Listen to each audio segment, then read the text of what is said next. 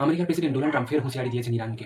আমেরিকার president Donald Trump বলছেন, ইরানকে অর্থনৈতিক দিক দিয়ে পুরো একদম ডাউন করতে হবে এবং কোনো দেশ যাতে না ইরানের সঙ্গে কোনো বাণিজ্য করে, কোনো ক্রুড অয়েল তেল তো ওখানে পাওয়া যায়, যাতে না কোনো তেল কেনে। যদি তেল কেনে তাহলে ইরানের লাভ হবে, তো ইরান সেই টাকা দিয়ে কী করবে? যুদ্ধ করবে। তো এখানে কি বলছেন ডোনাল্ড ট্রাম্প?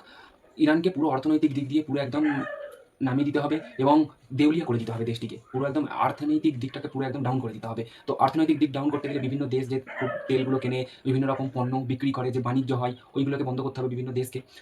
তো প্রেসিডেন্ট ডোনাল্ড ট্রাম্প বলছেন যে, যে সমস্ত দেশ ওই যে আপনাদের ইরান রয়েছে, ইরানের সঙ্গে যদি কোনো ক্রুড অয়েল কেনে বা ধরুন আপনার ওদের সঙ্গে বাণিজ্য করে, তাদেরও আপনার অর্থনৈতিকের উন্নতি কিন্তু খুব খারাপ করে দেবে। খারাপ করে দেওয়ার কারণ কি?